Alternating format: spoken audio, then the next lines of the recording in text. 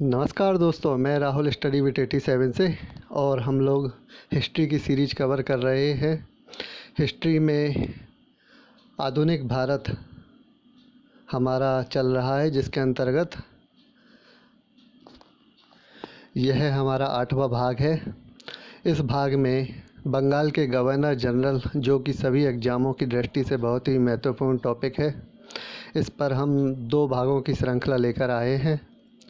बंगाल के governor general हम 2 part में कवर करेंगे, जिसमें पहले भाग में Warren Hasting, Lord Cornwallis, Lord John Shore, Lord Wellesley, इन चारों गवर्नर जनरल के बारे में पढ़ेंगे। भारत में बंगाल के गवर्नर जनरल बहुत ही महत्वपूर्ण है सभी परीक्षाओं की दृष्टि से। इन पर अक्सर पेपरों में प्रश्न पूछे जाते हैं, और जो स्टूडेंट अभी एग्ज़ाम की तैयारी करना शुरू कर रहे हैं या जिन्होंने कुछ समय पहले ही तैयारी करना शुरू की है, वे अक्सर इस टॉपिक पर परेशान हो जाते हैं। हम 2 पार्ट में इस टॉपिक को बहुत ही बेहतरीन तरीके से कवर करेंगे। इन 2 भागों में कुल 15 प्रश्न हैं और 9 गवर्नर जनरल के ऊपर। पहले पार्ट में हम इन 4 गवर्नर जनरल के बारे में पढ़ेंगे। तो आइए शुरू करते हैं प्रश्नों की श्रृंखला। प्रश्न शुरू करने से पहले हम इन सभी गवर्नर जनरल के कार्यकाल को देखेंगे। वारेन हेस्टिंग 1773 में पहला बंगाल का गवर्नर जनरल बना। इसके बाद इसका कार्यकाल 85 तक रहा। लॉर्ड कॉर्नवालिस 86 से 93, लॉर्ड जॉनसोर 93 से 98 और लॉर्ड बेलीजली 1798 से 1805 तक रहे। ये चारों गवर्नर जनरल बहुत ही महत्वपूर्ण हैं। तो आइए देखते हैं पहला प्रश्न।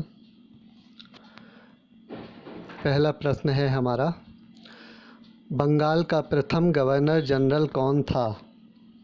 तो बंगाल का प्रथम governor general Warren Hasting. Warren Hasting Bengal का प्रथम गवर्नर जनरल था। इसका कार्यकाल 1773 से 1785 तक रहा। इसने द्वैत शासन प्रणाली को समाप्त किया। यह एकमात्र ऐसा गवर्नर जनरल था जिसके ऊपर 1787 में भ्रष्टाचार मामले में महाअभियोग चलाया गया था। ब्रिटिश संसद में इसके ऊपर महाअभियोग चलाया गया, जिसमें जांच के बाद में यह बरी भी हो जाता है, यानी कि आरोप सिद्ध नहीं हुआ। यह कई पेपरों में प्रश्न पूछा गया है कि एकमात्र गवर्नर जनरल कौन सा है जिसके ऊपर महाअभियोग चलाया गया। तो वारेन हेस्टिंग याद रखिएगा। देखते हैं अगला प्रश्न। वारेन हेस्टिंग ने सालवाई की संधि किस मराठा के साथ की थी? प्रश्न में संधि छूट गया, एक बार लिख लीजिएगा आप लोग। तो वारेन हेस्टिंग ने सालवाई की संधि नाना फडणवीस के साथ की थी। नाना फडणवीस मराठा सरदारों के महत्वपूर्ण योद्धा। जब तक नाना फडणवीस जीवित रहे, मराठे कभी नहीं हारे। तो यह जो प्रथम आंग्ल मराठा युद्ध था, इसमें मराठे विजयी रहे थे और मराठों के साथ वारेन हेस्टिंग ने सालवाई की संधि की, बहुत ही महत्वपूर्ण संधि। वारेन हेस्टिंग ने सरकारी खजाने का केंद्र मुर्शिदाबाद से हटाकर कलकत्ता कर दिया। बंगाल का प्रथम गवर्नर जनरल वारेन हेस्टिंग, जिसने अंग्रेजी सरकारी खजाने का केंद्र मुर्शिदाबाद से हटाकर कलकत्ता कर दिया था। इसके काल में ही 1774 में सुप्रीम कोर्ट की स्थापना हुई। इस विषय में हम पहले भी पढ़ चुके हैं, यूरोपीय आगमन, और उसमें 1773 के रेगुलेटिंग एक्ट में 1773 का रेगुलेटिंग एक्ट बहुत ही महत्वपूर्ण है परीक्षाओं की दृष्टि से, जिस पर मैंने स्पेशल वीडियो बनाया है, पीछे लिस्ट में आप देख सकते हैं। तो 1773 के रेगुलेटिंग एक्ट के बाद ही भारत में सुप्रीम कोर्ट की स्थापना हुई 1774 में, और वारेन हेस्टिंग का समय था। वारेन हेस्टिंग ने प्रत्येक ज़िले में फौजदारी एवं दीवानी न्यायालय की स्थापना भी की। कभी कंप्यूटर की मिस्टेक हो जाती है, प्रश्न आगे पीछे हो जाते हैं, लेकिन हम सीरियल से लगाने का प्रयास कर रहे हैं। तीसरा प्रश्न, भारत में सिविल सर्विस का जन्मदाता किसे कहा जाता है? तो बहुत ही महत्वपूर्ण प्रश्न, सिविल सर्विस का जन्मदाता कहा जाता है लॉर्ड कॉर्नवालिस को। भारत में सिविल सर्विस यानी कि नागरिक सेवा एवं पुलिस व्यवस्था का जनक अथवा जन्मदाता लॉर्ड कॉर्नवालिस को कहा जाता है। बंगाल के गवर्नर जनरल के रूप में इसका कार्यकाल 1786 से 1793 तक रहा। इसने जिले के कलेक्टरों को दीवानी न्यायालय का न्यायाधीश नियुक्त किया। यह प्रश्न भी पूछा गया है कि किस गवर्नर जनरल ने जिले के कलेक्टरों को दीवानी न्यायालय का न्यायाधीश नियुक्त किया, तो लॉर्ड कॉर्नवालिस। और सबसे महत्वपूर्ण बात इसके विषय में कि सिविल सर्विस एवं पुलिस व्यवस्था का जनक भी कहा जाता है। इन पॉइंटों पे अक्सर प्रश्न बन जाते हैं। तो चौथा प्रश्न, 1793 में स्थायी बंदोबस्ती किस गवर्नर जनरल ने लागू की? तो स्थायी बंदोबस्ती लागू की है लॉर्ड कॉर्नवालिस ने। 1793 में स्थायी बंदोबस्ती अथवा मालगुजारी प्रथा लॉर्ड कॉर्नवालिस ने लागू की।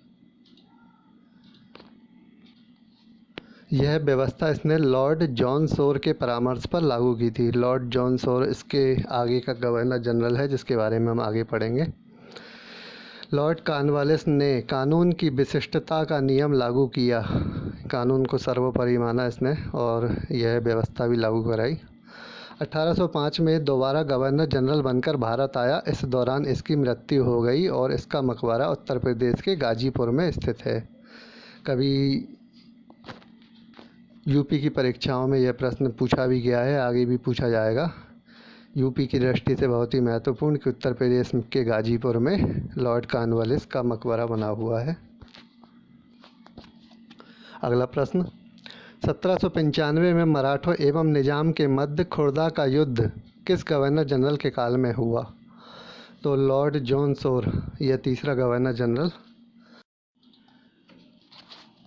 बंगाल के governor general Lord John Shore ने अवध में हस्तक्षेप नीति अपनाई एवं अवध के नवाब आसुफ-उद-दौला की मृत्यु के बाद उसकी इच्छा के विरुद्ध दूसरे पुत्र शहादत अली को नवाब घोषित कर उसके साथ संधि की। तो यहाँ अवध में इसने हस्तक्षेप की नीति अपनाई। आइए देखते हैं अगला प्रश्न, सहायक संधि की नीति बंगाल के किस गवर्नर जनरल के द्वारा अपनाई गई? तो सहायक संधि बहुत ही महत्वपूर्ण, सभी परीक्षाओं की दृष्टि से अक्सर पूछा जाता है। लॉर्ड बेलीजली, लॉर्ड बेलीजली ने ही भारत में सहायक संधि की नीति अपनाई। बंगाल के चौथे गवर्नर जनरल लॉर्ड बेलीजली का कार्यकाल 1798 से 1805 तक रहा। सहायक संधि के अंतर्गत देसी रियासत के विदेशी मामले कंपनी देखेगी, यानी कि जो रियासत सहायक संधि अपनाती थी उसके विदेशी मामलों को कंपनी के द्वारा देखा जाएगा। देसी मामले केवल रियासत देखेगी एवं रियासत फ्रांसीसियों से किसी भी प्रकार का संबंध नहीं रखेगी। यह इनकी प्रमुख शर्त थी। सहायक संधि करने वाली देसी रियासत की सुरक्षा अंग्रेज करेंगे और एक कंपनी का अधिकारी देसी रियासत में रहेगा। तो ईस्ट इंडिया कंपनी का एक जो अधिकारी होता था वह देसी रियासत में रहता था और उनके विदेशी मामले देखता था, सुरक्षा के लिए सैनिक सहायता भी उपलब्ध कराता था। तो अगला प्रश्न देखिए, लॉर्ड बेलीजली की सहायक संधि को सर्वप्रथम किस शासक के द्वारा स्वीकार किया गया? बहुत ही महत्वपूर्ण प्रश्न है। सहायक संधि को सर्वप्रथम जिसने अपनाया वे थे हैदराबाद के निजाम। 1798 में सर्वप्रथम हैदराबाद के निजाम के द्वारा बेलीजली की सहायक संधि को स्वीकार किया गया। 1799 में मैसूर एवं तंजौर, 1801 में अवध एवं पेशवा, 1803 में भोसले एवं सिंधिया ने संधि को अपनाया, ग्वालियर के सिंधिया।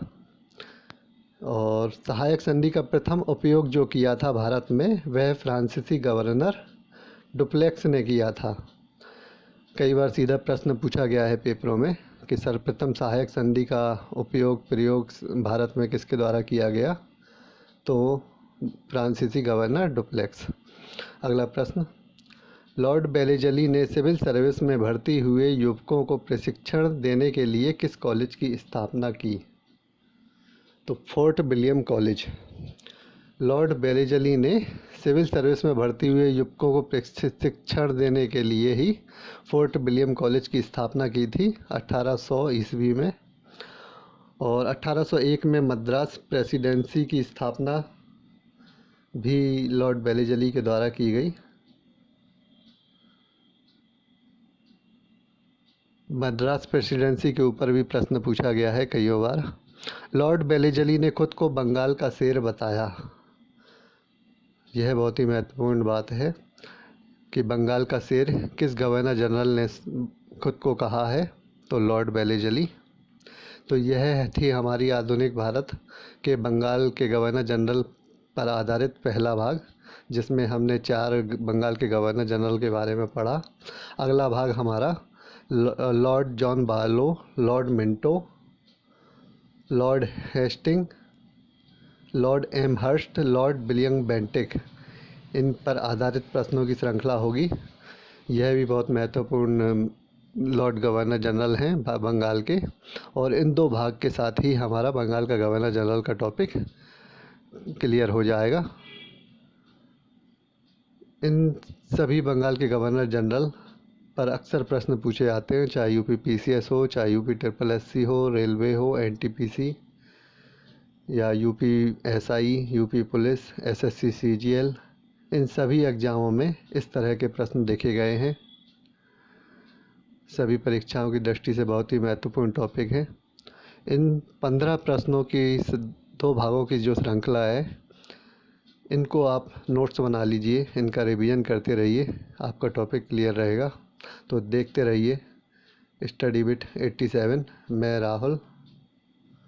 चैनल को सब्सक्राइब ज़रूर कर लें। धन्यवाद।